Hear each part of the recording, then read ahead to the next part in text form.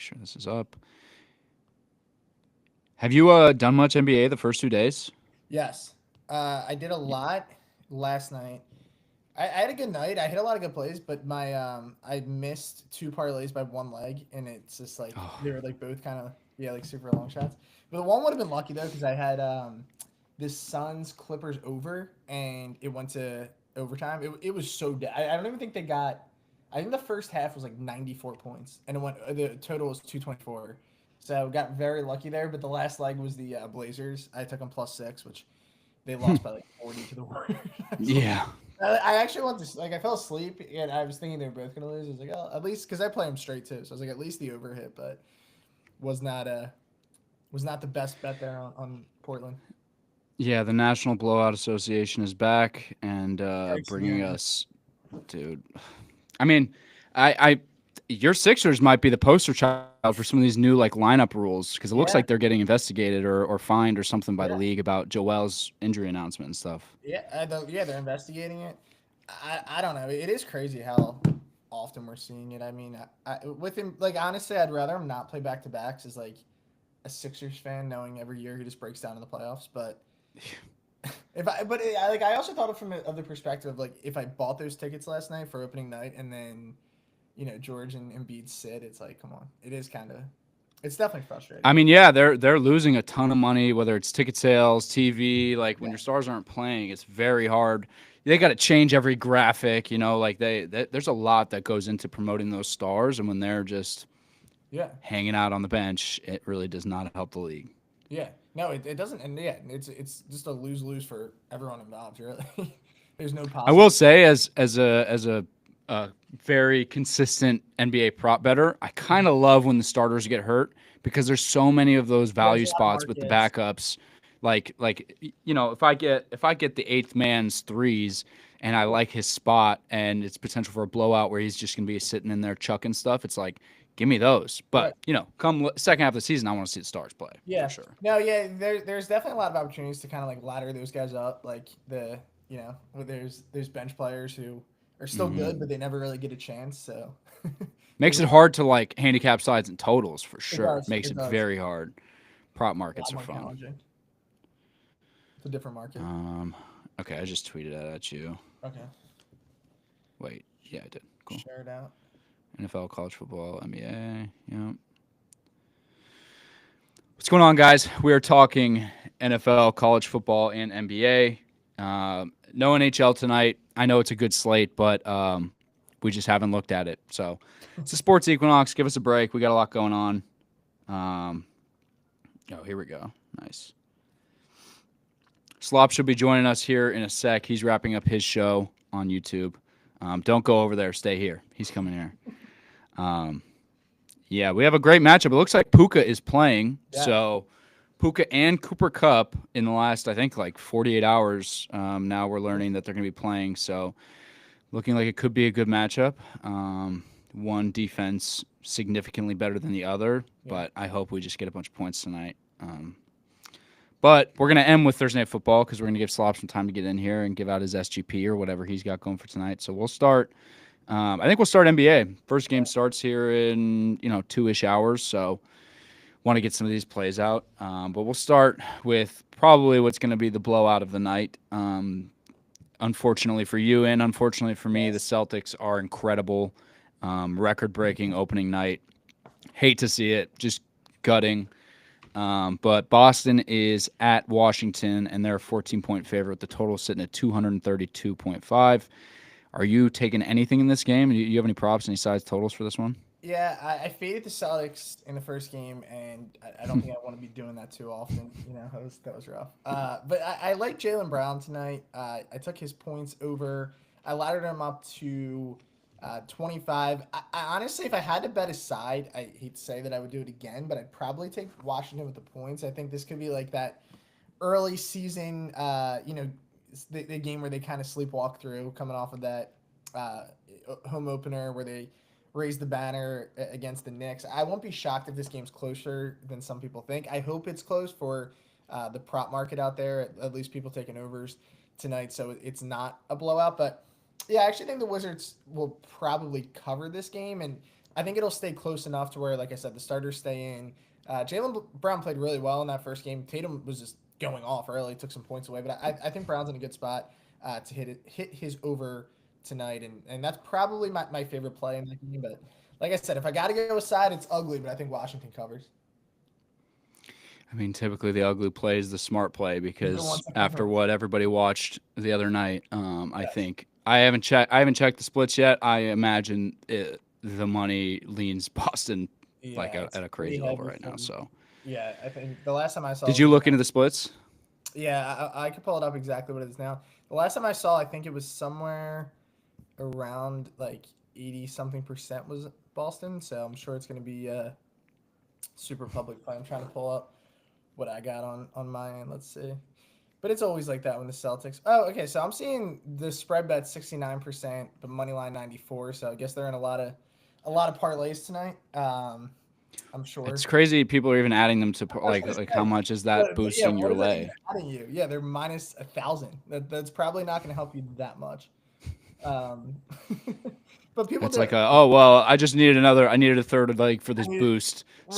Yeah, so I can get my 50% token. Yeah. throw them in the lay. Yeah. So Jalen Brown is really what you're looking at prop wise, and then if Yeah, you were to take a side, it'd be Washington with it'd be 14. Washington. Yeah, that's where I would Yeah. lean in this one. But like the only Yeah. play I officially put out was Brown. I actually took him 25 plus. I did a parlay with uh, four guys. I'm gonna try these kind of every day. Like they're taking a bunch of 25 plus point scorers because the parlay odds always come out pretty good. So Hmm. got a few guys tonight. Last night we hit three of. I think I did last time. I went a little crazy. I did six legs. Let me see who I have tonight though. It's Brown, Luca, Wemby, and Jamal Murray is the one who has the longest odds to score 25 plus. But I mean, it's 14 to 1, so good odds there. To go off, and they're fun bets. It's Yeah. really Do you points. ever do stat leader? Like, do you ever do any stat leader bets? Yeah, I love those. I think they're always fun Yeah. too. Yeah, I think that's a fun market. Again, it's those long shot plays where I don't get too crazy in terms of units on them, but they're always worth the sprinkle, make the game a lot more entertaining. Yeah. I mean, you talking about Jalen Brown is making me look at his stat leader for points tonight. I mean, it's just so hard when Tatum was playing the way he was, and if he gets a Right. full game, Yeah. it's tough. Honestly, it's going to be at a point where I think if Tatum is the stat leader one game, I'm going to take Brown the next, and Yeah, then they just might flip rotate flop. every game and hope the stars do a ping pong and just like someone gets it every It'll night. probably happen most of the time. Yeah. Yeah. Yeah. Next one, I'm excited about. This next game, I'm very excited to watch the Spurs. I think Chris Paul brings a dynamic to that team with Wemby that's just going to be fun basketball. Like if you love watching the sport, that pick and roll and whatever Pop is going to scheme up with those guys is just going to be like beautiful. Mhm. So I'm excited for this. San Antonio is at Dallas.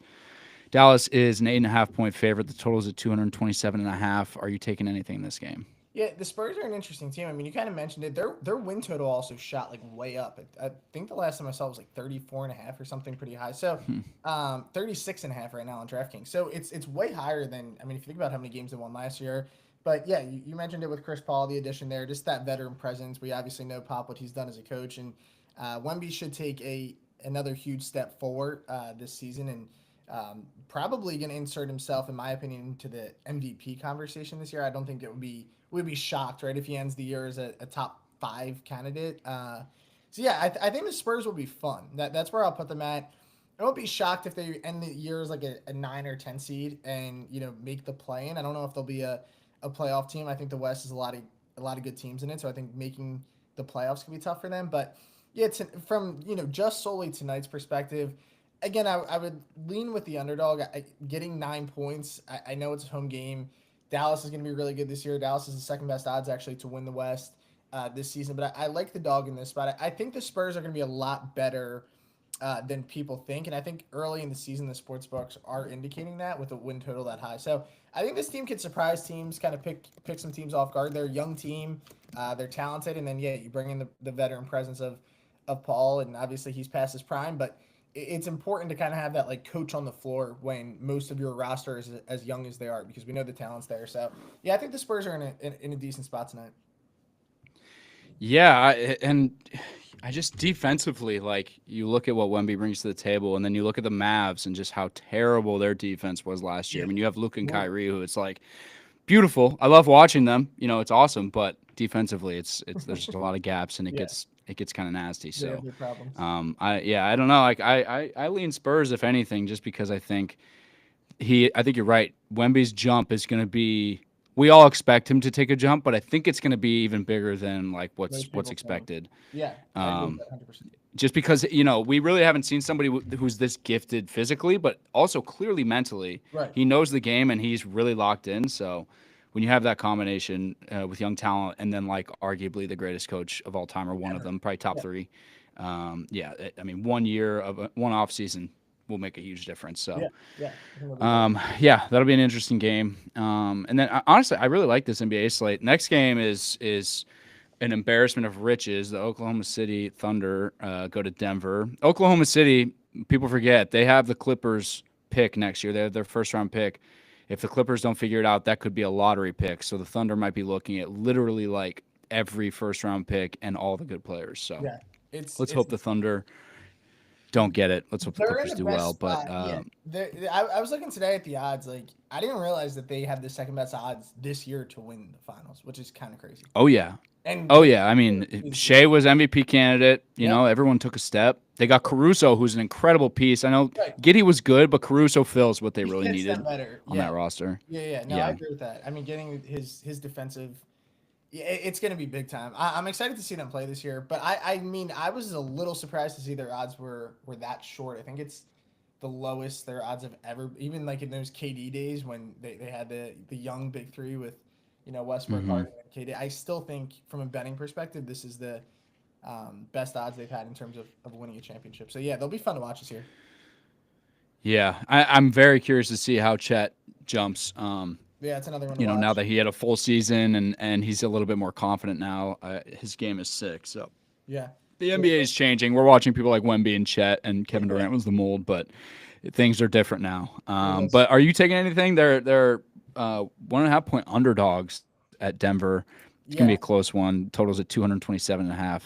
Yeah, I like I said, I like this team a lot. I'm gonna probably I think the Thunder are a fun regular season team, and also like they're a good team to bet on because they're young. Like they're not gonna have. We were just talking about with the Sixers. I think before we got on here live, like the problem with the Sixers is that they're gonna sit a lot of times. Joel Embiid, they're gonna sit Paul George. Like the Thunder are so young that they're not gonna have a lot of these guys where they sit these back to back games, and they're also a pretty deep team. So I think they're a good regular season team to be betting on a pretty consistent basis. But tonight, I do like Denver. I think they're being, the line here is very short. You mentioned 1.5, but the thing with Denver is they've been unbelievable 67 and 18 the last 2 years at home. That's straight up. I mean, that's unbelievable. So this has been the best home team in the NBA over the last couple of years. I don't know if it's the altitude. I don't know if it's just they're better at home, but for whatever reason, they've performed really well at home. Oklahoma City was actually 33 and 8 last year at home themselves. So them and the Nuggets were tied for the best home record in the West, but they came back to life. They were 24 and 17 on the road. Still, obviously, a good road record. I mean, anytime you're over 500, but they play their best basketball at home too. I do think Denver still matches up better in this spot. I don't think a lot of teams have anyone who could stop Jokic, but I think the matchup here favors Denver. So I think this will be a great game. I think it'll be back and forth, but yeah, I actually do like the Nuggets tonight. I know a lot of people on the Thunder train, and I understand why, but game one I think goes to Denver.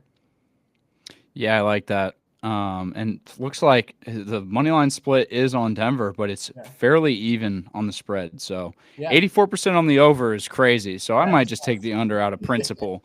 That's disgusting. I yeah, that's mean, too much. That's too much. early NBA hype, everybody, thinks that, yeah, of course they're going to get there. It's like, Yeah, I don't know. We'll, yeah, we'll see. a But little bit, it might just be, their home record might just be indicative of Jokic wanting to be comfortable that and too. sleep in his own bed. Like, literally, that guy just like everything changes when he's in a good mood and Just wants to be comfortable. happy. So, Yeah, if he's happy. yeah. He can look at pictures of his horses before he Yeah, goes to the facilities and get in the right mindset. So, that's all he needs. yeah, but I think they keep that home streak running. I'm with you on that.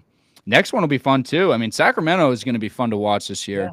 Yeah, Shout out Keegan Murray, Iowa Hawkeye. I had to work it in. yeah, But two teams that Minnesota specifically has a very new look. We saw them the other night. Obviously acquiring DiVincenzo and Julius Randle. I'm a Julius Randle hater. I think he's a postseason killer. yeah. I'm just not a fan of Julius Randle, but we'll see what happens in Minnesota when he's not the number one and it's AE. But it's basically a pick 'em sitting at 1 right now. Minnesota's the favorite. A little bit lower total at 221. Are you taking anything in this one? Yeah, I actually do like Minnesota. I don't think they start here 0-2. I faded them in the first game with the Lakers, but I think they bounce back tonight. Kings didn't win a game. Preseason, I don't look into too much, but it was kind of crazy. They didn't win a game in the preseason. I like the makeup of this T-Wolves team. I'm with you, by the way, about Randall. I didn't love the move. I think, listen, it's early. We can't hit the panic button after game one, but their spacing was horrific in that first game. And anytime he got the ball, it was the pace died. He looked all out of sorts. So that'll get better, obviously, over time. I still think they're going to be fine. But yeah, this is a deep Minnesota team. They had a really good offseason, I thought. I like the addition of DiVincenzo a lot more than I liked it of Randall. I thought Yeah. he fit in pretty well. He didn't shoot the ball great in that game, but when he was on the floor, good things were happening. So I do like that move. But again, with Randall, not the best move in the world. We know that with Anthony Edwards out there, this team can compete any night and win a game. The Kings, I don't think they're deep enough to compete this year. I think that they're very top heavy, right, with Sabonis and Fox. So I think those non-Fox Sabonis minutes will lose them a lot of games this season. But I think we'll see go on tonight. I agree. I think both of these late games will be much more entertaining probably than these early ones. So drink some coffee if you're on the East Coast like myself and stay up tonight. Yeah, yeah. It literally always works out that way. I'm Central Time, you're Eastern Time. It's the fun games are always in that 9 o'clock, 10 o'clock slot, and it's like, It's can I not get this? It's 6 or 7. Like I'm Oh, I know. asleep already by Yeah, half. right? Yeah. You're falling asleep by like the third quarter every game. It's rough. Yeah, no, and Julius Randle to me is not a player who should be on a contender. Julius Randle should be on a Yeah, I like team that. that plays enough games to get to the play-in and sell some. Like he's for like the Bulls I right like this now. thing. What Yeah. what the makeup of their team is like somebody who's gonna put up some crazy stats and have some entertaining highlights and maybe get you Yeah. some wins here and there. But when it comes to like you said, spacing and rotations, when you have He's brutal. legitimately great players, he just clogs everything up, and it's like he's trying to draw fouls and he just doesn't have that same first step anymore. So and he thinks he does. It's just Yeah. bad basketball. I hope they figured out with him. But Anthony Edwards is clearly an alpha, so hopefully he will let Julius Randle know that he's not the guy. Yes. So, We need that soon. but I do love Julius Randle as a Laker fan. He brought us some great times, ushered us out of the Kobe year. We got some chats in here I want to go over real quick. Shout out Shamgod in the chat who hit one of the craziest tickets I've ever seen. Did you see that on the timeline last Was night? it the first basketball one? Yeah. All right. Yeah. Then that was I kept seeing that ticket last night. So shout out to what's the name? Unbel- Shanghai? Sham God, unbelievable, dude. Shout $50 out to to win 10,935 plus 21,000. Basically, the first real NBA slate of the year hits. Yeah, that's nuts. What could end up being one of the craziest tickets of the year. So shout out Sham God, he's in here. Appreciate you, Sham God. Nikki, what's up? We got some plays in here. I want to get your thoughts on. Cooper Kupp or Justin Jefferson ATD. I guess we'll get to NFL here in a sec, but I want to Yeah. address these chats. Are you looking at either of those, especially now with Puka playing? Do you look Yeah. at Cooper Kupp differently? Yeah, I mean, so I bet Cup ATD before the Puka news.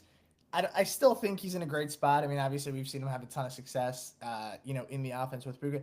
I also don't know how much Puka's going to play tonight. I mean, I guess you could say the same thing with Cup because it's they're both coming back. It just seemed like Cup was in a better spot. You know what I mean to come back. And But they announced it a couple days ago. He right, had been it was a little practicing bit more. earlier. Yeah. Yeah, I won't be shocked if Puka comes back and he's somewhat limited tonight. Like I still think Atwell's props are attractive. I still think Cup. So yeah, I would probably lean more in this spot to still Cup. I mean, hey, look, you could bet both. If you bet both of them, are probably breaking even at worst. With how often they get in. But listen, in the red zone, they need someone other than Kyron Williams who could score. So they're going to lean on Cup. I could be. I think Stafford only has 3 passing touchdowns this year. And I know one Is of it them. that low? Yeah, it's been really, really low. With Kyron scoring every week, but some of that is obviously a credit to him, but some of it's also to do with the fact they can't really throw the ball in the red zone with success. So they're both great red zone targets, but as we know, Stafford and Cup have that special connection, and it helps. It probably helps honestly having Puka on the field because if not, I'm sure Cup would see a lot more doubles. And this Minnesota defense has been really good to start the season. They got a little bit of struggles last week against the Lions, but that's to be expected when you face Detroit. So long way of saying I'd probably lean Cooper Cup there. Yeah, I'm done betting teams after they play against the Lions and evaluating them as a bad team. The Lions are just a wagon and talented at every position. That's That fair. is no longer a litmus test that I'm taking. If you keep it close with Detroit, that means I'm going to bet on you. That means you're legit. Um, yeah, straight up. Yeah, okay. This guy asked about Tatum points or Brown points. Prez is all over Jaylen Brown tonight. That's who he's looking at for that. If you're a little bit late to the stream, but we might as well get into Thursday night football. Yeah. Unless you want to talk the college game first and give Whatever. Slop some more time. I We can do think either one. Whatever. If we need to get Slop Slop, might already be at bowling at this point, so we might just miss out on Slop. But we'll go this one college game real quick before yeah. we jump into Thursday night football. All right, let me get this pulled up. All right. Syracuse is at Pitt. Pitt is the favorite. They're a 5.5 point favorite. The total is super high, 62.5. Yeah. Should be a fun game, a game that I throw on my second TV and just hopefully watch a touchdown after a touchdown. But are you taking anything in this game? Yeah, I like Syracuse here. Coming into the year, I bet Syracuse's team total, and if they win tonight, they actually hit it. So I think they're gonna get there, really, no matter what. But Fran Brown, first year, used to be at Georgia. I think he's done a great job. He did a really good job in the offseason, too. They added a lot of talent in the portal. Kyle McCord didn't fit in as like an Ohio State level quarterback, but that didn't mean he wasn't really good. So I think he's fit in really well with Syracuse. Their offense has had a lot of success this season. And Pitt's been a really big surprise. They won 3 games last year, so this was a big bounce back season. Typically under Pat Narduzzi, they've been really good. So last year was kind of that odd season out compared to the history that we've seen.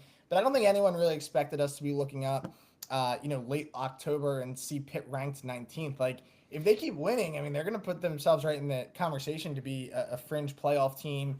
Their schedule gets tough. They have to go against SMU on the road next week. SMU's been great, ranked 22nd. Later in the season, they still have to play at home against Clemson. But if they win this game, if they could just take one of the games against Pitt or I'm sorry, against SMU or Clemson, there's a chance we look up and they end the year with 1 loss. So this is a huge one tonight for Pitt. With all that said, I like Syracuse +6. I'm gonna take the points with Syracuse. They've played the tougher schedule. They've technically beat 2 ranked teams. Georgia Tech was ranked at the time they played. And UNLV, they went into UNLV and won that game on the road, which was a really impressive win because we know how good UNLV's been this season. And that's when also UNLV was ranked. So they've won some big games this season. Their schedule's been much tougher. They went on the road again last weekend against NC State. So they've proved that they can win big-time road games. Their only loss came in a game they were heavily favored against Stanford at home. So that was probably one that they should have won, and they probably feel like they should be undefeated. They lost that game only by 2 points. But Pitt just hasn't played anyone yet, in my opinion, that measures up to Syracuse. I think this is going to be their toughest game of the season tonight. And I expect it to be that back and forth game, which probably ends up favoring the underdog. And that's why I'll take the 5.5 or 6 points with Syracuse. Yeah, and I'm looking at this as a casual bettor because I am the casual of this conversation, and I look at a ranked undefeated Pitt at home, Yeah. and I'm like, oh, hammer that easy. Yeah, Syracuse, they suck. Kyle McCord, trash. Yeah. I think I'm with you. If I take anything, I'm taking the dog tonight. Just the points. It does feel. I mean, the public is all over Pitt from what I just saw on BetMGM. So I will just another principle. Gotta fade it and take Syracuse. So I'm with you there. But we might as well jump into NFL. Slop must be at his bowling league or taking his kids to softball or whatever he's got going on. The man has a million things to juggle. So I know. Yeah. He's checking in on his landline right now. Yeah, he doesn't have the time for this. So his text still show up green, so that's how that's how you. Yeah, I know. When we started that group chat, I was like, oh my god, come on, dude, get an iPhone. But hey, he hits bets. The dude knows what he's doing. That's all that matters. You could send it out with a carrier pigeon, even though DubClub's a little bit easier. But if you give me a winning bet, I don't care how I get it. So, all right, we'll jump into the game that I think anybody in the chat is here to listen to and talk about. We already have a couple questions about it, but Thursday night football, what could be a very fun game, I think. Rams defense is broken. Vikings have a really fun defense. They blitz a lot of cool stunts, stuff that a lot of people haven't seen. Looks like all the receiving core for LA is playing tonight. The Vikings are a 2.5 point favorite at LA. Total is sitting at 47.5. What do you like in this one? What do you got going?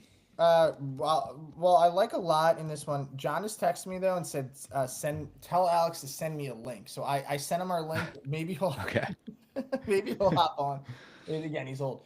Yeah, in this one though, listen, I like the Rams a lot coming into this pre Puka news, right? Where we could get them at +3. You still can find a 3 out there at -115, -118 range, and I think they won it outright. Here's the thing with Minnesota. I faded them a lot early in the year. I finally won a bet against them last weekend, which felt really good. The Lions looked like they were going to blow that game. Great game, back and forth game, really entertaining. But I've said it. I just don't think they're going to stay at this rate, right? Like the 5-1 start. They've looked great on both sides of the football. I don't think they're that good, and I think the Rams, their record, indicates the other way. They're in a tough spot where if they lose this game, their season, essentially the playoff hopes, I would say are basically done. I mean, they would need a lot of things to go right to dig out of this hole. But their losses have been in tight games this season, and they've played pretty competitively. 2-4, 3 of those 4 losses came by 1 score. They lost by 6 against the Bears. We were just talking about the Lions. They took them to overtime, right? So that says something. That shows that they can compete. They ended up losing that one by 6. That was a horrible beat. I think the Lions ended up covering that game too. So that one was rough. And then they lost by 5 against a really good Packers team. So they've had a tough schedule. Like their losses have come against pretty good teams, really outside of that Cardinals game where they lost by 31. They've been pretty good. And then they beat the 49ers, which was maybe the 49ers, I know their record doesn't say they're great. I still think they're one of the best teams in the NFC. And then last weekend, they did get that bounce back win against the Raiders, which isn't saying much, but they're in a good spot right now. And then adding Cup and Puka back on this offense, I do think they're going to compete tonight. And I think this will be a tighter game than most people think throughout. And I think they end up covering and winning this one outright. But I expect a good game. I want points because I'm on a lot of props tonight. So let's just hope we get something entertaining. Yeah, and I think you said it earlier, but it does feel like Puka's going to come in here as a decoy and kind of just float around and try to open some stuff up because they announced that he was playing, I think, legitimately like 90 minutes ago. Like that's which again, these leagues are killing me with these late announcements. I got to adjust all my lineups and props and everything, but this I'm not shocked that you say the Rams because it does feel like they have a little bit of mojo with those guys coming back and playing at home. Yeah. My biggest question is now that we have some tape on Minnesota's defense because they did do a lot of kind of weird stuff early in the season, and it was tripping a lot of teams up. Now that there's a little more tape, I wonder if it's going to be a similar experience for the Rams. And Stafford is somebody who can dice up pretty much anything, so it'll be interesting. There he is. What's up, John? Woo! What's up, man? How we doing, brother? Good night, dude. It's gonna be a good night. Could be the greatest night of our lives. Got bowling, got football, right? Yep. Basketball's on too now, Basketball. Matt. Basketball's on, yeah. What am I saying? Shit's changing. We got it all. It's getting wild, bro. It's unbelievable. Slop, I got to thank you for that McBride play. That was, unbelievable. What was his line originally? He ended up 10.5. Past 20. It was 9.5, but then I wanted plus money, so I did 10.5, and he scored 22. So we should have done 20 plus. Yeah.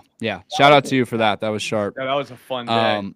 Hey, some dude just called us trash in the Wow. Come on, bro. Wow. Not just that. Show us your picket, all right? Let's see your picket, man. You want to call us trash? Be nicer to people. Every capper in here is trash. That's what he just said. That's not very nice. I don't like you, whoever you are, because it's not a real thing. Yeah. You know what I'm saying? It's like it says diesel. That dude's not diesel. I'm looking at his picture right now. He's wearing a medium, guaranteed. Yes, no medium. diesel there. Yeah. No, it's a whatchamacallit. It's so much burn. Like, I don't know, what a loser. Of course. Yeah. Yeah. These bots have been out of control too. Like they even troll you now. I don't know if you've noticed. Yeah, I know. Like they're getting kind of good though. They are. Yeah. Yeah, I'll be honest with you. They almost got me a couple times. Just like, dude, what? And I'm like, oh, that's a bot. Like, fuck, yeah, dude. you don't even know. Yeah, I saw this bot promoting like a crypto token, and then it got rugged. Yeah, there's some interesting stuff on gambling Twitter right now. The Taylor Mathis yeah. The Taylor Mathis bot. No way. Well, Slop. I mean, we obviously got it. We talked. I know you were talking NBA on your stream when I popped in there. You were looking at. I think it was Sam Hauser or something. Some random plays just because we don't know lineups yet.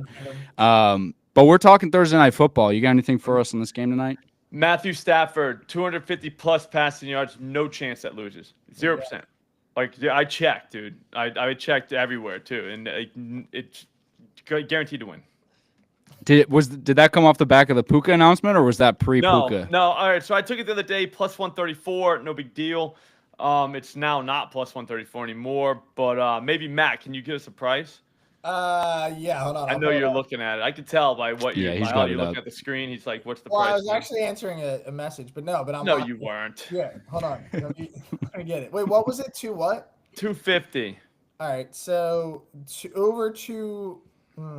Here, hang on. I get it. I'm getting it on OddsJam right now. Shout out OddsJam being fucking awesome. Why can't I get it? Well, because you don't have OddsJam up, dude. I can see 260 and a half. I can see everything, bro. 125. See all this shit. Okay, wait. Well, hold on. These normal lines 248. Yeah. So Oh, well, it went up. All right, so All right, 250 plus is guaranteed again. Over that is even money. You can get plus 115 at Bally Bet. So there's that. Plus 115. Called out or by like FanDuel or something. And then FanDuel is plus 106. That's bad. So yeah, it was plus 130 the other day, plus 134 that I sent out on my DubClub. Shout out DubClub. And now it's plus 106. So that's why you want to bet it when I bet it, because it's different now. But the saving grace is this should be a first half line. Because I don't think they're going to be able to run. They're going to try to run on these guys. They're not going to be able to run on them. They're going to try, though, because it's McVay. And then the Vikings are going to score on the Rams because they're the Rams, and they can't stop the run. And then once the run starts working, now Justin Jefferson's involved. Maybe Jordan Addison. Like, I don't even know. But just it's going to be some of those guys. They're going to be scoring points. Rams aren't going to want to get embarrassed at home, so they're going to start trying to score. They're going to throw the ball. They got a guy named Cooper Kupp. Maybe you heard of him. Puka's probably going to play. They got those other random guys that have been playing receivers for weeks now.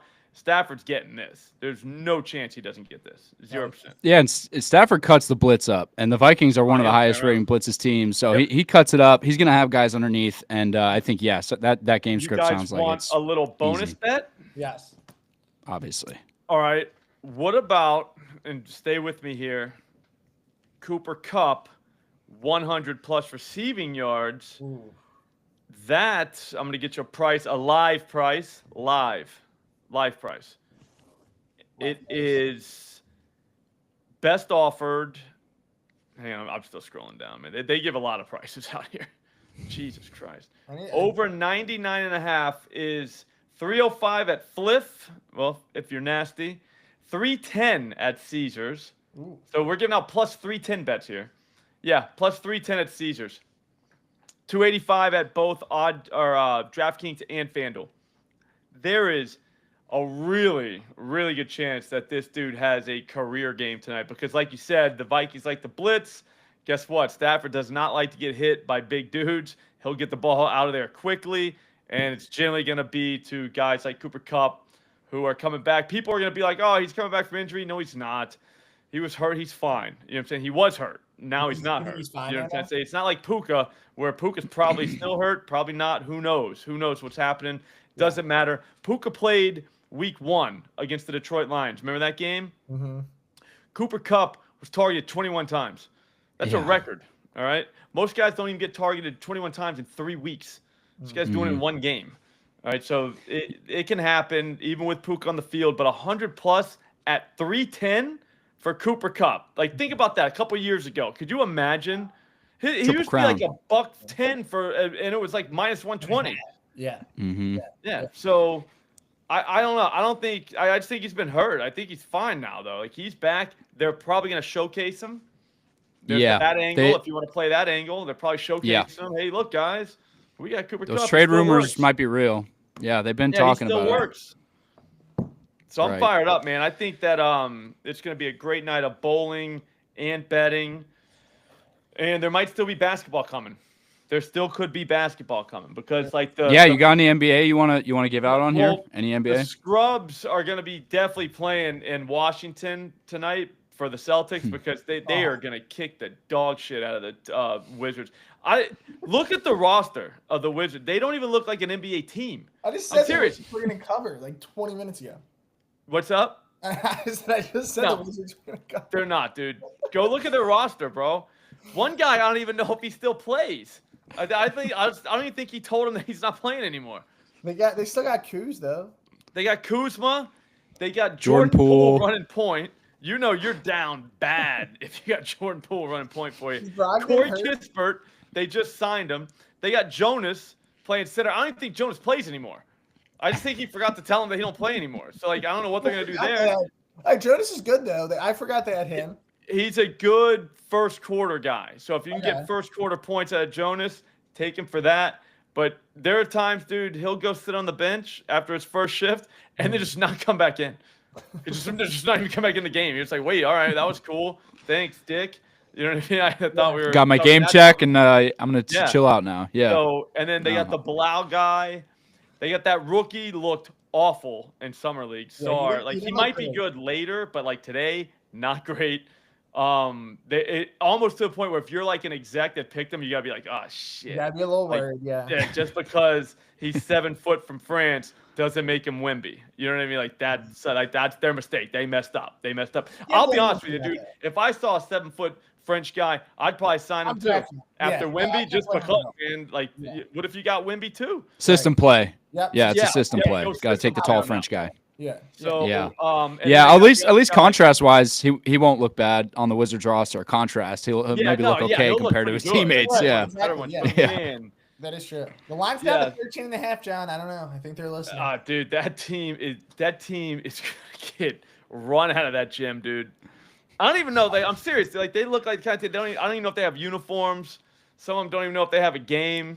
Like I Yeah. don't They got know. the I mesh bet you they're all reversibles. new. Yeah. I don't even know if they have. They probably don't even have a group chat yet. You know what I'm saying? It's just a little new, man. A little too new for me.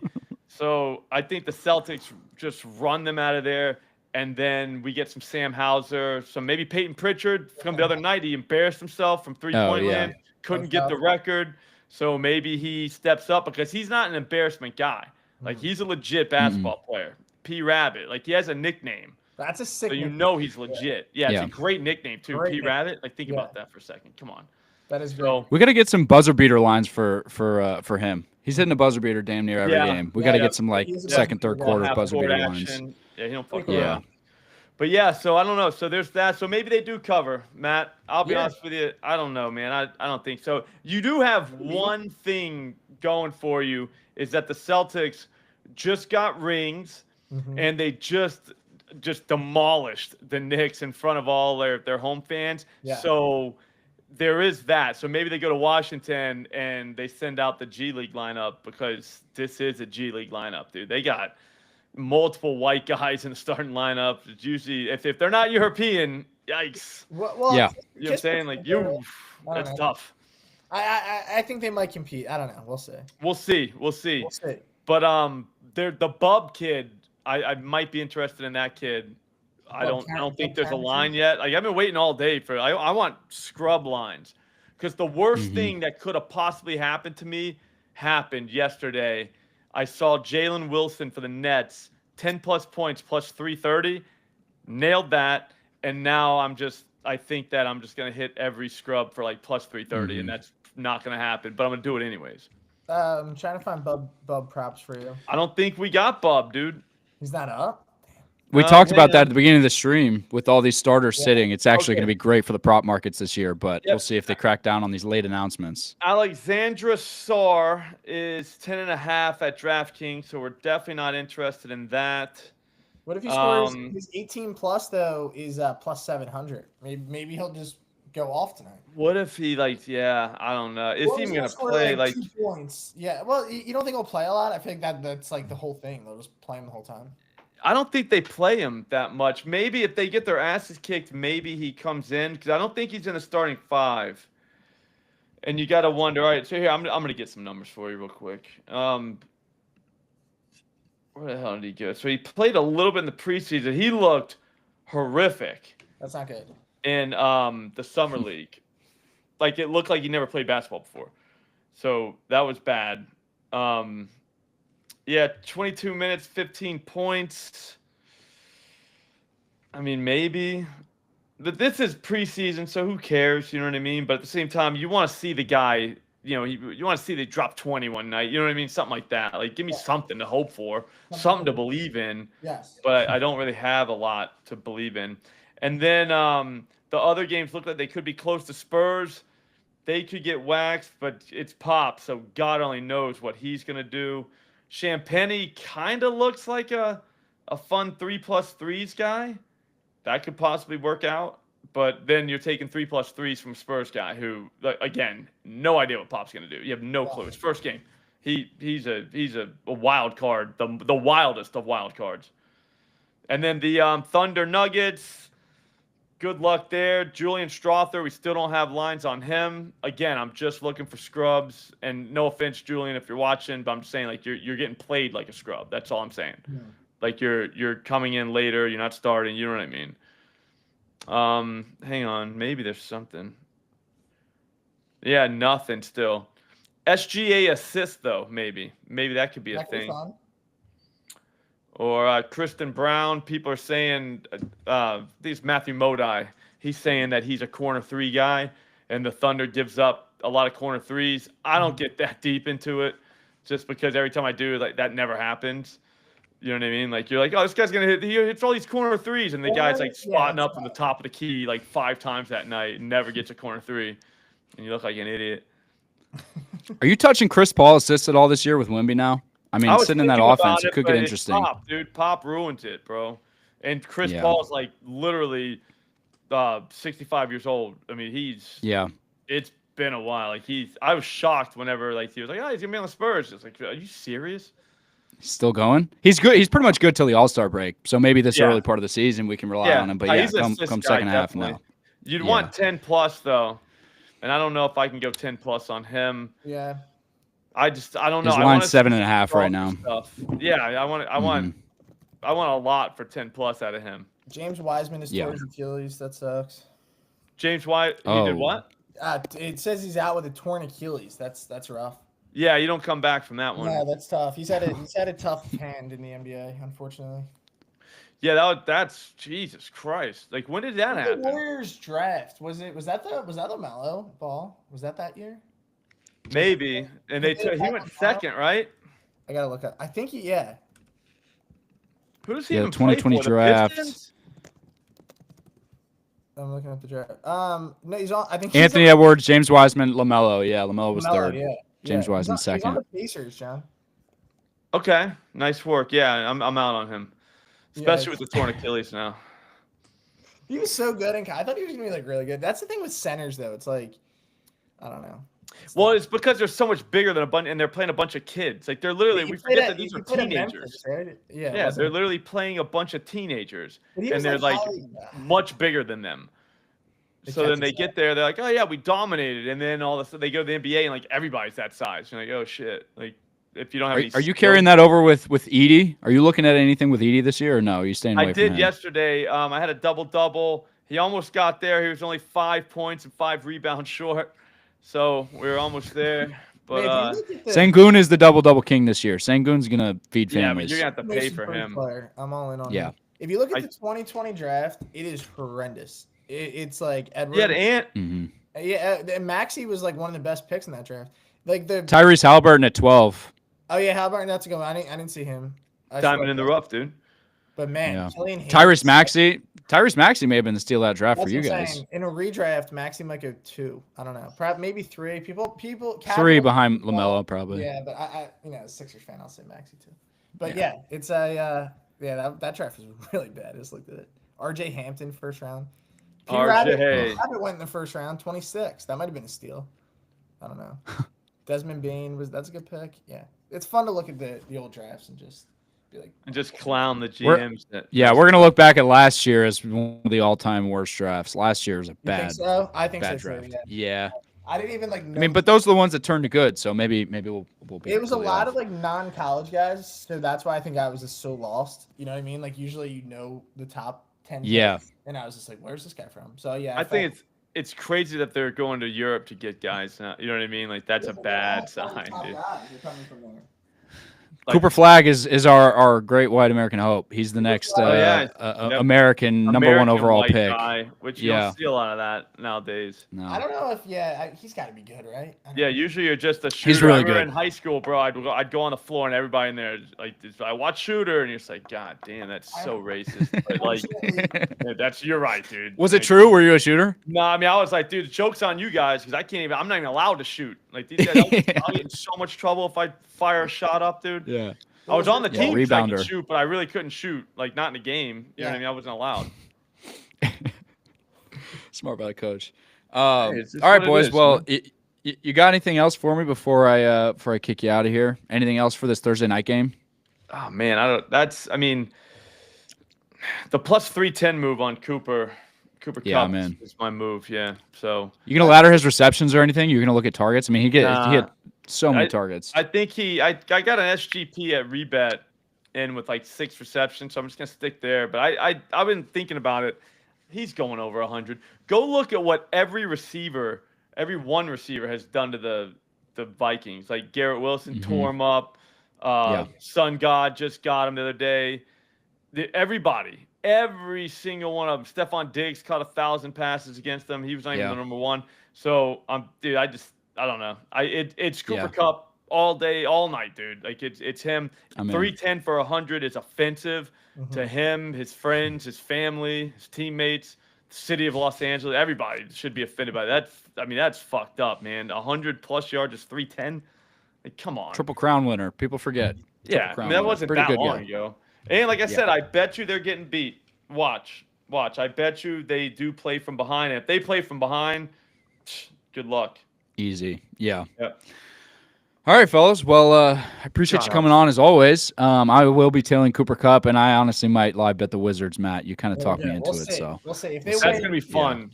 All right. So I'm on a streak because Nigel was talking about the Raptors last night. He was wanting to bet Grady Dick. He's a big fan of Dick, and I was like, dude, I don't know, man. So then I said, they might get worn out, and he busted out with they're frisky, the Raptors. And I was like, dude, read the roster. Look at the roster. I bet on the Raptors last night. Yikes. So I'm not gonna lie. And then he was like, dude, they're frisky. I think he said frisky. I think he said, I don't know what he said, but man, it was bad. And I was like, dude, no way. And sure enough, they lost by like 75 points. But Grady Dick hit his over prop down. So he did. Yeah. Frisky Dick. We got Frisky Dick. That's crazy. Yeah. That's insane. So there is that. But Nigel was talking, he was talking alts. Like he don't want just a little dick, dude. He wants a big dick. You know what I'm saying? And he did not get that. Did not get that last night. I'm not following where you're going with this. I thought you meant alt like the Raptors to win.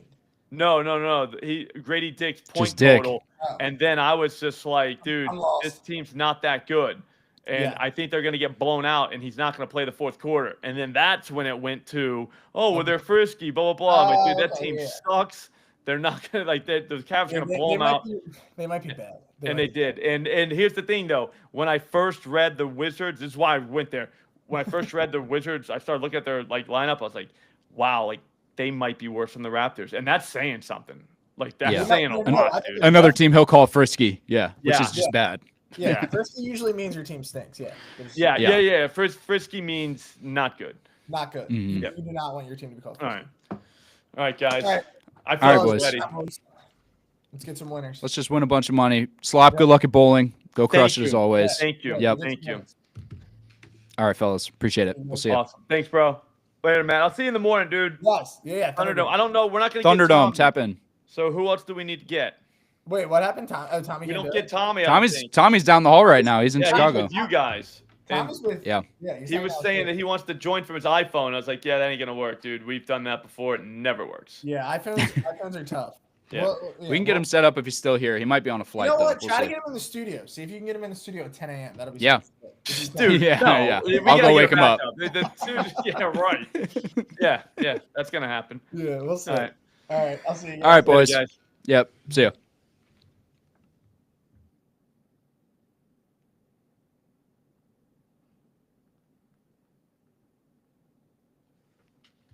All right, guys. We got Doug Kazarian And analytics capper Albert coming up next. Just an amazing slate, guys. It's the sports equinox. What better time to be betting on sports than right now? All right, they're texting me, Doug. How do I do that? Hold on, let me send the link out real quick. Copy link. Guys, don't go anywhere. We got more sharps. We got more action.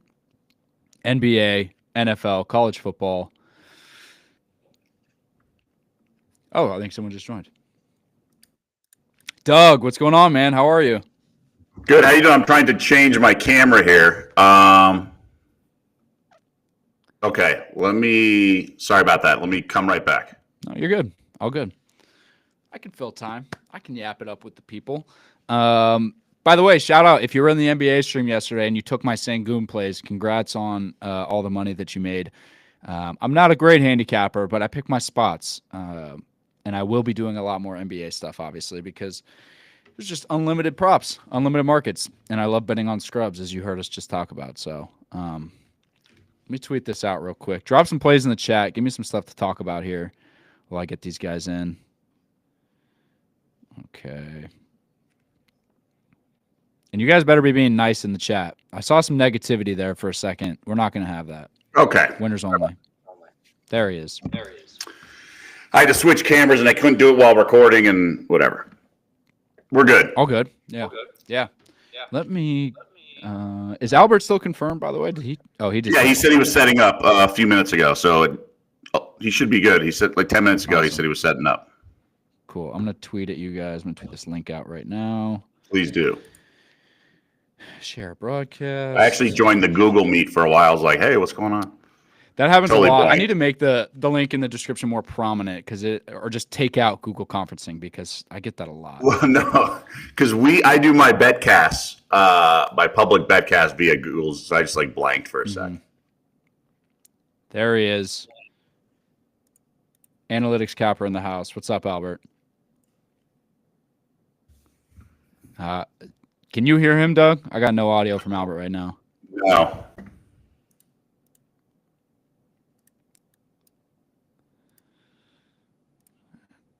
Doug, Albert. Okay, just tweeted at you. Still no audio, Albert. I got nothing. You guys just wanted NFL, college football, NBA, correct? From the plays that you send me, we were looking at Thursday night football, Celtics, LSU, A&M, and then Illinois, Oregon. That was a slate that you guys sent. Yeah, that's great. I can do other NBA tonight. I mean, I can talk a bunch of NBA tonight if you want. I just didn't know what absolutely because we have so much going on. I didn't know what you wanted to do. I'm always ready to talk NBA now that we're back. Albert? Can you hear me now? Just because it's today. Yes, yeah, sir. I can hear you. Awesome. All right, I just tweeted the stream link at you guys. Go get some people in here. And I'm going to read some of these chats while you guys tweet that out and get your stuff together.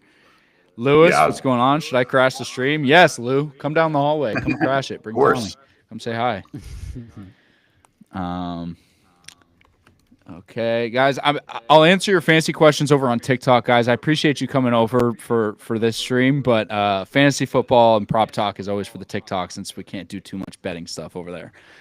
So I will be live on TikTok a little bit later to talk that stuff, but for now, I've got some absolute sharps in here, so we'll skip the fantasy talk and we'll get into some games. Albert, you good to go? You got all your stuff up? Yeah. Yep. Awesome. I'm good. All right, let's do it, fellas. I think we end with Thursday Night Football because that's why everybody's here. I think we got to lead into it as the cap there. But I want to start with some NBA because we're about an hour and a half away from game time here tonight. And, we saw an incredible Celtics team on opening night, almost, breaking records. Very frustrating to see as a Laker fan. The Celtics look amazing. But we're looking at Celtics-Wizards. The Celts are a 14-point favorite. Last time I checked, could have moved. Total sitting at 232.5. I'll start with you, Albert. What are you looking at on this game? Yeah, I know Doug is really high on the Celtics, and so am I. We're going to get into some NBA futures, but I think this is a good spot to fade them. I'm not going to fade them for the full game, but I'm just going to kind of dabble at that first half. So I like the Wizards first half plus 8.5 We all saw what Boston did on national TV. Everybody saw that. Everyone's going to remember that. So there's a little bit of overreaction in the market. And again, it's justified, right? I fully believe in this team. Jason Tatum, Jaylen Brown. I mean, the team is stacked. They did all that without Porzingis, by the way. The coach looks amazing in Mozilla. So the team is ripe for, back-to-back championship title years. And they're going to be the first one to do so in a really long time. But we are talking about just tonight. And I think tonight's reaction to that first game against the Knicks is they might come out kind of flat. They might be completely wrong. They may shoot 33s in the first half and hit 15 of them again and go off. But that's betting the Celtics, and it's been that way for the last couple of years, is 3-point variance. I think now they're going to be on the road. It's not ring ceremony. I just think it's a good value spot to be on the Wizards first half. I'm not on the full game just because the longer the game goes, the talent this discrepancy and disparity is going to be even bigger. So I'm just dabbling in that first half plus 8.5. Yeah, how about you, Doug? I know you have a lot going on in this game and a lot of Yeah, so results here. the spot is the one thing that sort of like concerns me, and I certainly understand the handicap and all that stuff. And I think that's a concern you'll have with any team throughout the season. Anytime there's 82 games, you're going to have the ups and downs. But I just think the Wizards are that bad, and I think the Celtics have sort of withstood some of these spot traps, if you will. The irony is that they were I think the best team against the first half spread last year, and it's for point spreads like this, when a game line that's 14 in this case factors in sort of the end of the game garbage time and scrubs playing, but the odds makers are really stubborn, so to speak, and they, without even thinking about it, they do first quarter and first half commensurate with the game line. This goes back to when Alabama first had Tua, and that Saban was such a gentleman and sportsman-like in the fourth quarter and played his reserves and ran power I. Now, the Celtics don't do that, but there's definitely, I think, line value with every Celtics first half because of that second unit is so strong. And that's the key with the Celtics this year is their second unit. Guys like Hauser, Pritchard, even Cornette defensively, they are deep now, and that's where you get sort of line value at the beginning of the second quarter. So, actually, I do like the first half. I'm not betting the first quarter, and I do like the game just because I think there's ways to bet out of it live. But I think there's other things you can do, and this was also a cash cow last year with the Celtics. It's the first half team total. That's really what has not been adjusted, and that's really where the line value I was talking about, the game line, and then the first half being commensurate with that. I think first half team total, the rest of the year, if you just bet it blindly on the Celtics over, you're going to do really well. And also the prop market. There's derivatives that don't adjust. So after the barrage of game one that Albert mentioned, it's not just that. In the preseason, they had 53 point attempts in a game. They are ratcheting up the analytics even more so than they did last year. And remember, this is a team and a front office that has done so well with analytics and knows how to put together this team and all that fun stuff, so to speak, with the Celtics. So, like I said, the preseason they had some ridiculous games. They in Abu Dhabi they had 47 3-point attempts in their first game with Denver. So I like plus money, plus 130, at least 18 made threes, and then you can ladder that as well and do 20 at plus 300 and things like that. I think they can have all that within the end of three quarters. Now is Tatum going to shoot like that? Probably not, but the rest of the team will. And in the fourth quarter with Pritchard leading the way, they bomb as well. So you can get some alt lines on Pritchard's points if you think it's going to be a blowout at halftime. If it's trending that way, you can take advantage of Pritchard and Hauser scoring a lot in garbage time.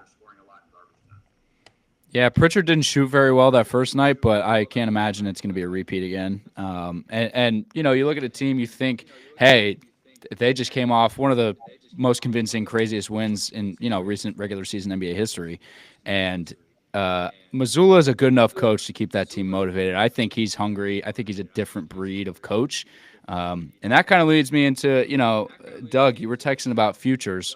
When you look at a team that brings back everybody, comes off a championship, a little bit of disrespect. Everybody's saying, hey, you ran through the East. There were a ton of injuries. I think they're reloaded and ready to go, and they look amazing, of course. And you were talking about some futures. You want to give the people a little bit of that action?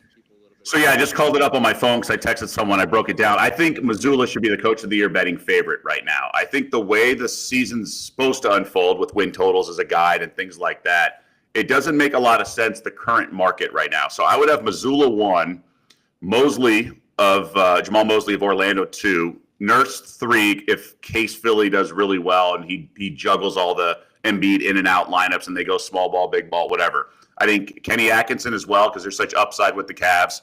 And then Jenkins with the Grizzlies. But the West is being very competitive. So if you look at the top of the West and the win totals, there are like a lot of teams are like 1 or 2 wins apart. So not only do you need a team to play well, if you have a Western Conference coaching that's good, you need them to outperform the other West teams that are all projected as up at near the top, so to speak, because they're all kind of interchangeable. So there's just a lot of math to overcome in that regard.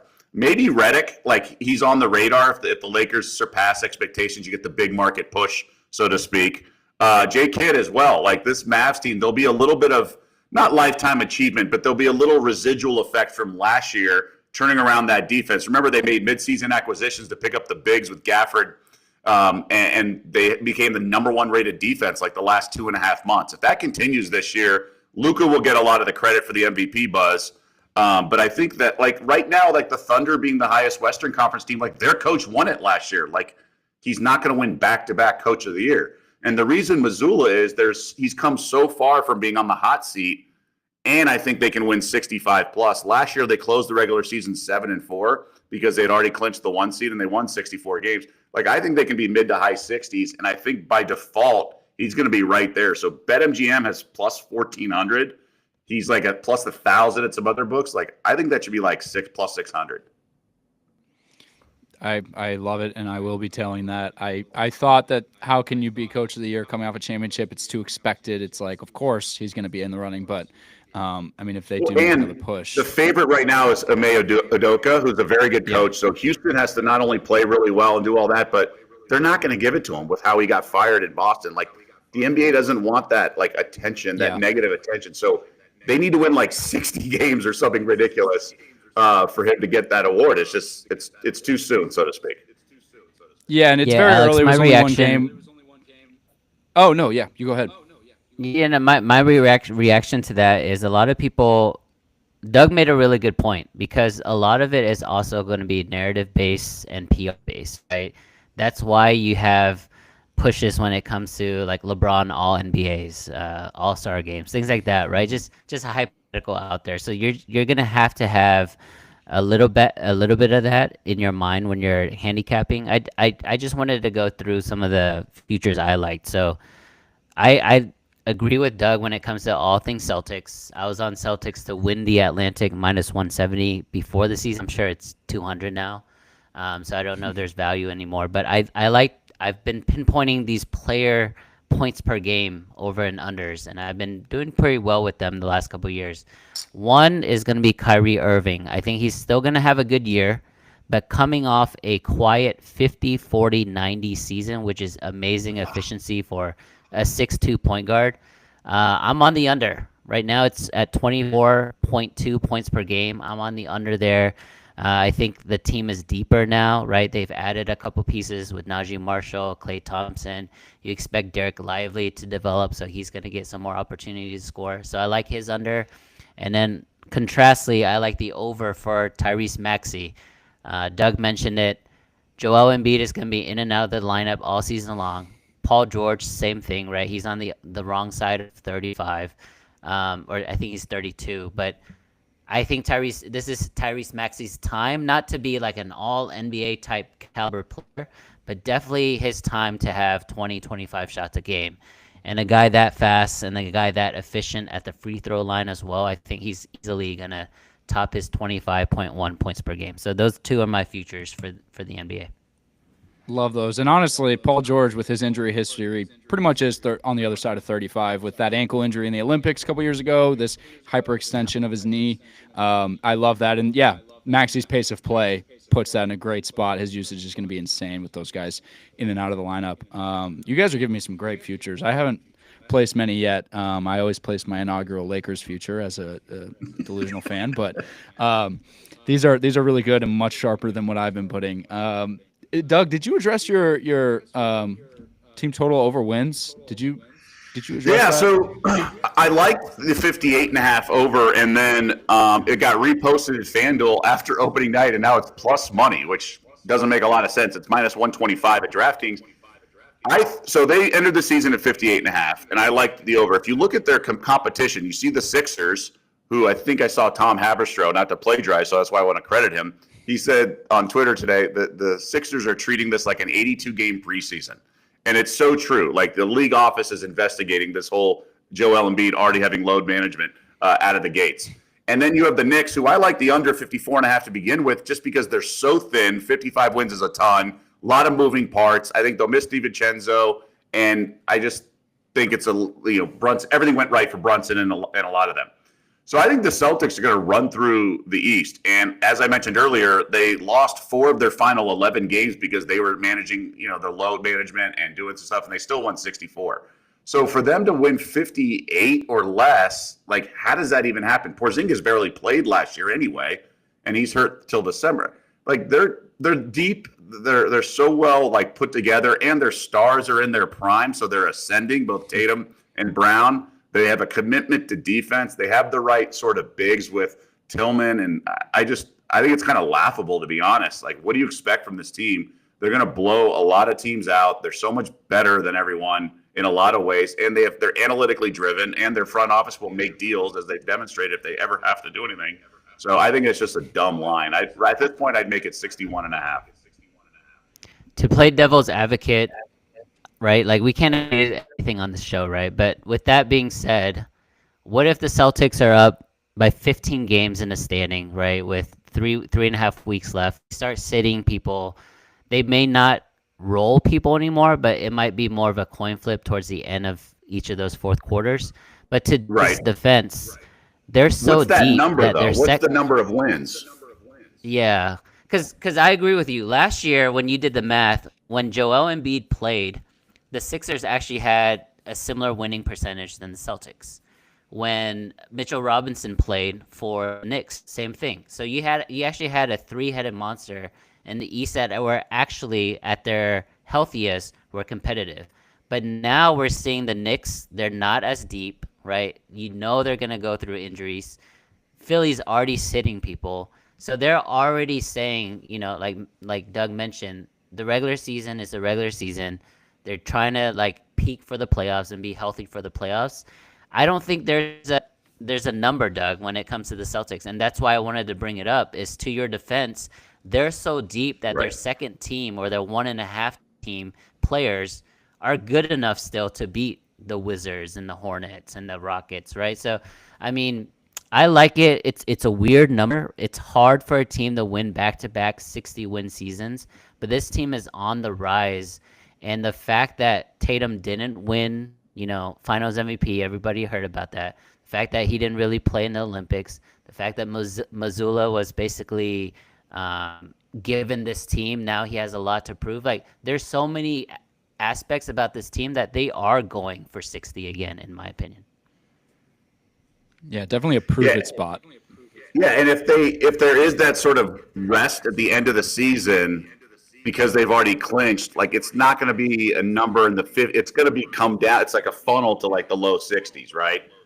They could win 61 or 2 because they're pacing themselves, but I don't think they can play with their food too early and then win 58 games or something like that. I think they have to. I guess one final point, Alex.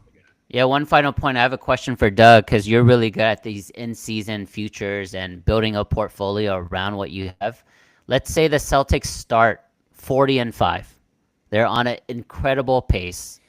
Maybe they have 70 in their minds, maybe not, right? Because at the end of the day, they still want to win a championship.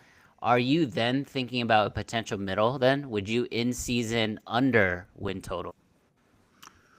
I always think about that every single day, right? You should always be processing it and adjusting, and because in a lot of ways at that juncture, I would probably be looking at it as a separate bet. Right. A lot of times you have this middle concept in a game, right? Let's say you're laying 3 and you're up 14-0 early. Well, maybe it's fourth quarter and you're up 4. Like, you almost have the 3 in the bag, and you have to think about it as a second separate wager, or like manage the portfolio, like you said, do half the bet back, play it back, things like that. And also, especially with the win totals, like, you can also just wait.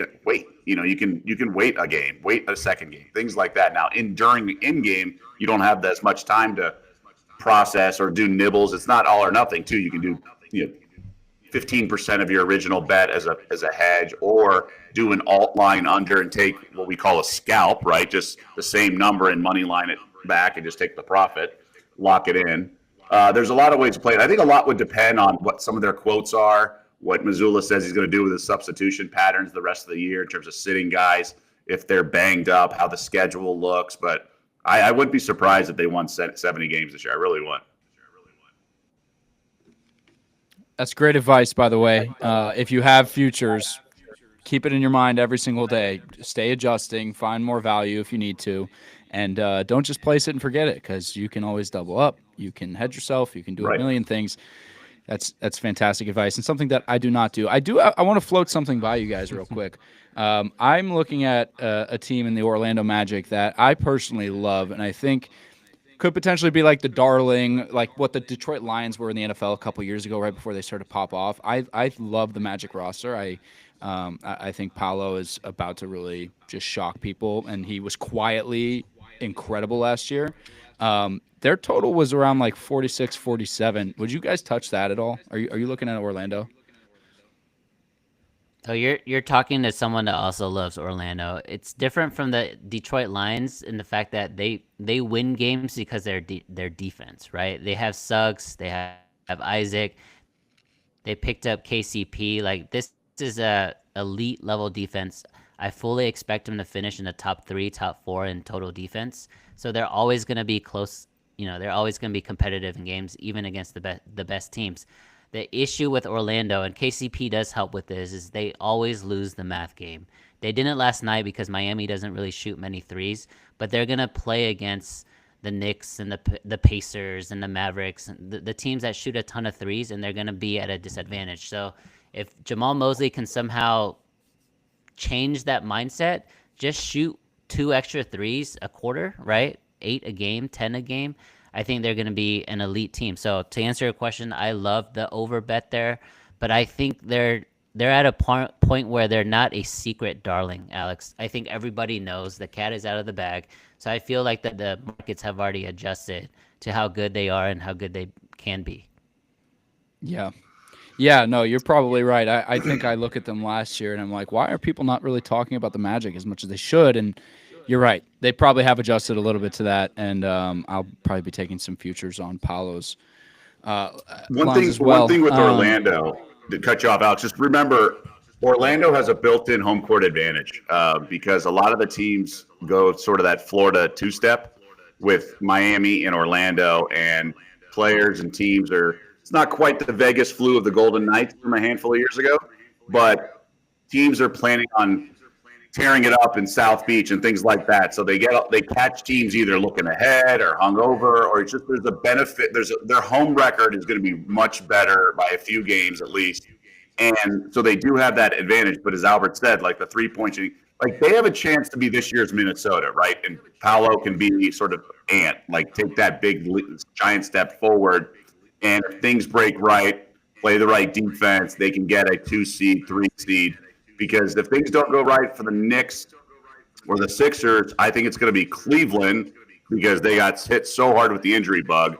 So that's why I had Mosley as the second favorite to win Coach of the Year and Atkinson like 3rd or 4th.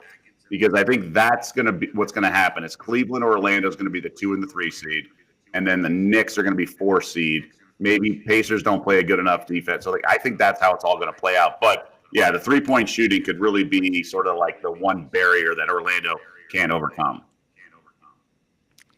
Yeah, you saw that. I think the total between them and Miami was like 204 or something just disgusting last night. I love that. I'm a basketball purist. So I love some good defense. Do you guys have any other NBA? I think we covered everything you guys texted me. Was there anything else on tonight's slate that you wanted to go over? Real quick, couple props tonight for the Dallas San Antonio game. Jeremy Sochan is now the point guard. He played the first. Sorry, let me rephrase that. He's now back to his normal position as power forward. Last year, he started as a point guard for 2 months, so a lot of his props are skewed. But now that he's a power forward, his prop for rebounds is 5.5. Overs like minus 140 or 50. It's like the last time he faced the Spurs in the regular season last year, after Dallas made the trades, so Spurs and Mavs, in a game that wasn't a blowout, he had 10 rebounds. So yes, Wemby, yes, PJ Washington, yes, Gafford. He's going to be, as long as it's not like a game where he plays 20, 25 minutes because it's like a 40-point blowout. I think that's a really, really good play. Now, I've had a prop each of the last 2 nights and I had an over, and the guy played 25 minutes and I didn't get there. So I've been jinxing it to start the season, but hopefully it'll be a normal game and I can get the regular minutes, and I think that's a really strong play. Albert, do you think it's a blowout one way and he doesn't play enough minutes? No, I actually think it's going to be a competitive game. I'll be in the building tonight. Obviously, I'll be cheering on Dallas, but I'm not betting it. I think it is a Spurs read. So I think you're right. Sochan is going to get a lot of minutes. I would expect at least 35 minutes out of him. And even though he's not the starting point guard, once they put CP on the bench and they have others on the bench, he's going to run a little point, right? Like 3 or 4 minute spurts before like TV timeouts or commercial breaks. So that may hurt some of those rebounding numbers, but 5.5 is really low for a starting point power forward and for anyone in this league. Right. Yeah, and he's kind of a Dennis Rodman wannabe with the hair dye and everything. So maybe he's going to channel some of that energy, get dirty on the glass. I mean, he dresses like him, dyes the hair. So we'll see. Hopefully he's embodying that. I actually really like that play. Albert, did you have anything else in the NBA tonight, or should we move into some football? No, let's go into football. Awesome. All right, we'll do we'll talk a little college football for this weekend, and then we'll save Thursday night football for last. You guys texted me a couple of games. You texted me LSU A&M. You texted me Illinois Oregon. We'll start with LSU A&M. A&M is a 2.5-point favorite. Total sitting at 53.5 last time I checked. Albert, I'll start with you. What are we looking at on this one? Yeah, this one's a little tough for me because I just remember week 1 A&M. I was on them against the Irish, and it was one of my favorite plays all weekend, right? And they just laid an egg at home in College Station. Since then, they've played so much better, right? And it's hard for me to get a read for them. I like the under in this game. I know LSU's defense is struggling. I know that, there's a lot of athletes on both sides of both offenses, but I think in a big game like this, and A&M LSU is a rivalry even before the SEC days, just because of geography. I like the under. It's one of those customary big game unders. How about you, Doug? Yeah, I would agree with that if I had to play it, but I do think the Aggies' weakness on defense is their pass defense. So I think LSU could exploit this. I agree with the line move. It's come down from 2.5 to 1, basically. I would still take the dog here. I think LSU's defense is outperforming its metrics. Like, the results are better than what the stats have looked like. But it's funny that Albert mentioned that, because the A&M is the one team that I can't figure out, and this happens with all of us as bettors, and we have PTSD with some teams. It's like they burned us. I mean, A&M is it's crazy. They're 6-1, 4-0 in conference play, and that lone loss was Notre Dame. But they've been beat now. They haven't beat the elite of the SEC, but they've played well. I mean, they beat Missouri handedly. We all saw that game a few weeks ago. But they haven't played the gauntlet yet. And, they get to avoid, for the most part, everyone except for Texas at the end of the season. But I would side with the Tigers. I think this is, I think they eke out a win. But I just think it's a favorable matchup for the LSU passing game. But not going to be on my card, per se. It's not a firm play, so to speak. Yeah, big game unders, Albert. I'm totally with you. Other game that you guys texted me, Big Ten matchup, seemingly a powerhouse. Illinois, it has been very exciting. I love Brett Bielema, former Hawkeye. I have to get my plug in there. But Oregon is a 21.5-point favorite. The total's at 54.5. I can't remember which one of you texted me this, but Albert, I'll start with you. What are you looking at on this one? Yeah, I mean, this one's hard. Illinois they're coming off a boat race against Michigan, right? Like it was a Michigan read. Michigan was coming off a disappointing, week, and Illinois just dominated from the get go, and not only from a yards per play standpoint, but also like the special teams was a lot cleaner. They took care of the ball. This is a really hard read for me. I know Illinois is kind of like the darlings right now of college football, but I'm gonna go with Oregon, and I think it's a lot of points, 21.5. They're at home. I just think like it's gonna be a Heisman potential moment for Dylan Gabriel, in my opinion. I think he's gonna go off for 300 plus, 4+ touchdowns, and I think they're just too athletic, too fast for Illinois. It's tough because there's also the narrative of the new number one team in the country, right? So there's more attention, there's spotlight, things like that. But the Ducks are a program that they're used to these big game performances, although they did lay an egg last year in the Pac-12 title game. But I would rather it be like a Texas A&M that became the new number one, and that would be a fade laying this many points. It's been tough, man. Oregon's been sleepwalking in a lot of ways. They got away with it at Purdue last week because Purdue's that bad. Illinois is good, and they outperformed as an underdog to start the year.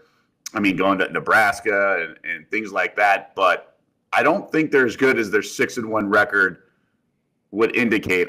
The day is coming soon to fade them. I just don't know what it is. And I wonder if the pace of Illinois is going to disrupt Oregon. And I do think it could be Heisman moment potential in terms of output for Dylan Gabriel. But I'm going to side with Illinois. Just this Oregon team has looked pretty inconsistent and pretty unreliable. And you're right. Like, I don't think Illinois is that good. And I don't think they're going to contend for the Big Ten title. But we're also getting 21.5 points, right? We're not asking them to be like a legit playoff team and things along those lines.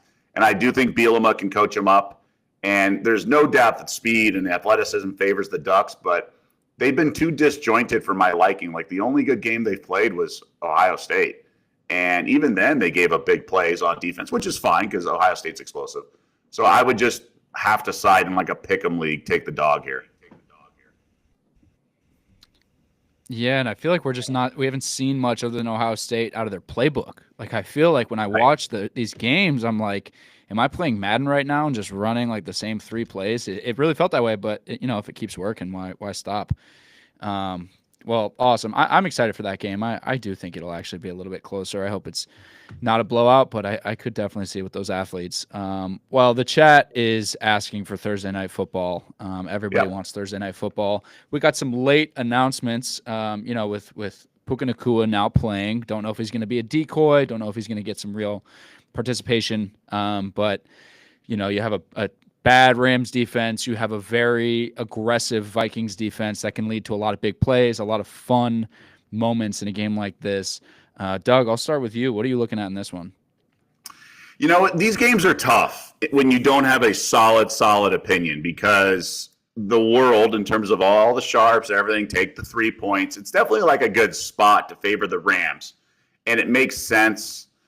Short week for the Vikings with travel, coming off the disappointing loss. Everyone's waiting to fade Minnesota. But, like, the Rams were shopping one of their best players. Like, they're not that good. I mean, they have a fluky win against the Niners. They've been competitive. It's a full 3 points. Like, I get the allure of taking +3. I'm still just so torn on this because I believe in the Vikings, and I think as much as I think Stafford can handle that defense, I think they're pretty good and they can bounce back off a win. I mean, frankly, it's a no play for me, but I'm not automatically grabbing the +3 like every sharp is trying to tell me to.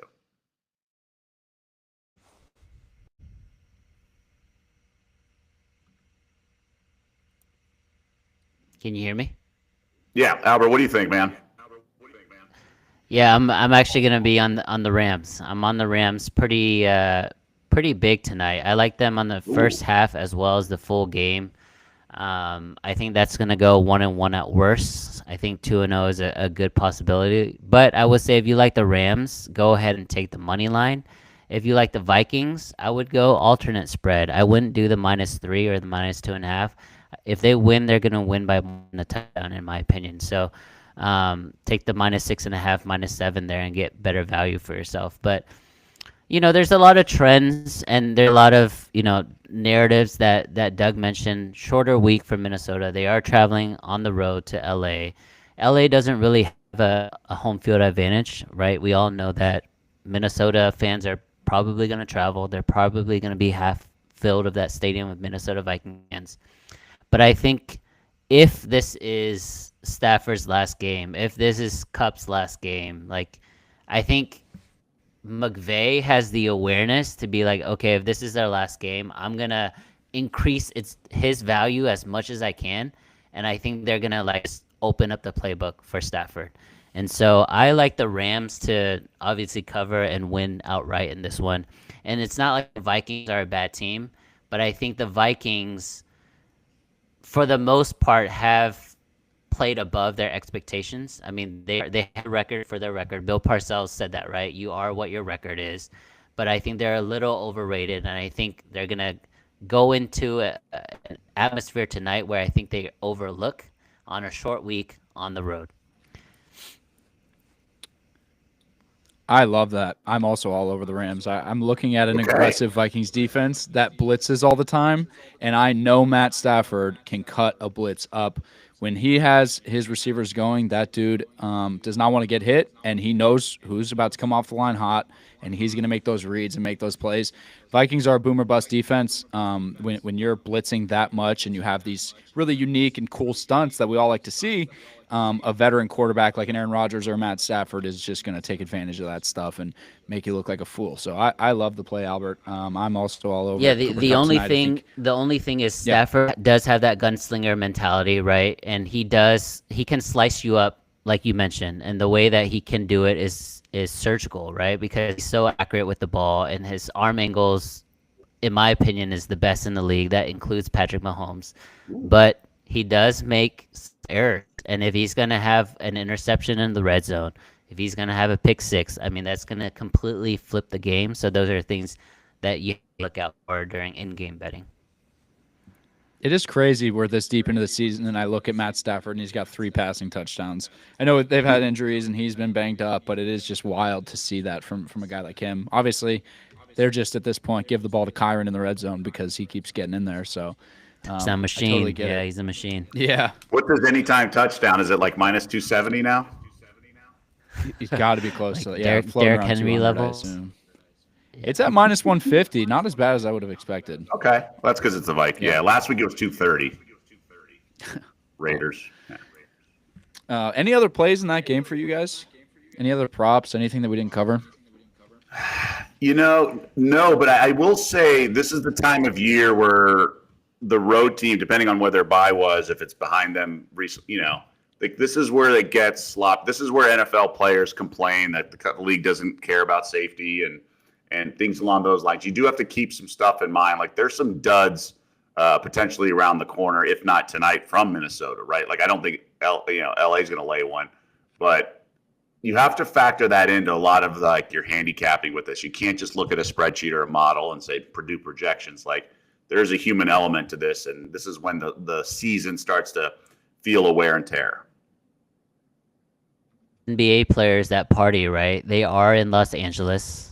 It is a short week. They've been there for a couple nights. They're probably going to spend, I don't know if they're heading straight back to Minneapolis tonight, but if they spend an extra day in LA, I'm sure half of those players are focused on what they're doing later tonight.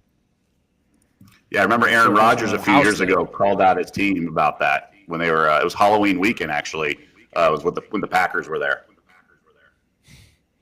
Can't blame him going from Minnesota, even though it is beautiful in the fall up there. But yeah, I'm sure half that roster has a house in LA. So yeah, I'm sure they're going to check in on the dog and whatever. But I'm totally with that. I do forget NFL players around this time are making some of those comments. And Karen Stafford actually is one of the most vocal people for Matthew. They've been big in that conversation around grass versus turf. So that might be timely here. It's a great point. Any other action you guys have going on tonight or even tomorrow that you want to cover before we hop off here? Is there anything that sticks out, any leans that you want to give the people before we get out of here? No, and I think just it's a good reminder just with everything. Just kind of know that you have the whole smorgasbord of betting, and not to just be online shopping, add to cart, add to cart. Like there are opportunities to pick your spots, whether it be futures, like we talked about with the NBA wins, and just things along those lines. Like in-game wagering, the line's going to come back in often. NBA is a long season. We had 6 favorites yesterday of the 10 games on the road, right? I know 5 of them all won outright, maybe 6, but there's going to be an ebb and flow to this season. Dogs are going to start barking, and we're going to see significant upsets like we saw in college football, right, with Vandy and some of the other ones, with Notre Dame going down much earlier in the season, Northern Illinois. So I would just say be careful, be patient, pick your spots. When a bet feels really strong, you'll know the difference between is this going to win or can this win? And you want to definitely focus on the is this going to win? Yeah, and that's a fantastic transition here, guys. They're both Doug and Albert's DubClub links are right underneath the stream. We dropped some free trials in there to give you guys a better perspective of what you can expect from their DubClub. So go in, it's free, try it out. Doug, you made a great point about, whether it's shopping lines, whether it's finding more value, being patient, not trying to chase, betting responsibly, and managing your units. Guys, it's very hard for casuals like me and a lot of people out there to do the correct research, to spend that time, to have that discipline. And that's why DubClub exists. So you can tell people like Doug and Albert who are doing this all of the time. They are professionals for a reason. They have a following for a reason. They are highly respected in this industry for a reason. And that is because they are sharp as hell, and they take this stuff seriously, and it shows in their record. So had to plug it, obviously. The links are right underneath the stream. Doug, Albert, you guys are the best. I always appreciate having you on. I feel like I learn so much every time we talk. So appreciate you coming on, and let's win some bets tonight. Let's cash. Thanks for having me, man. It was a lot of fun. Always enjoyed chopping it up with you guys. All right, fellas. We'll talk soon. See ya.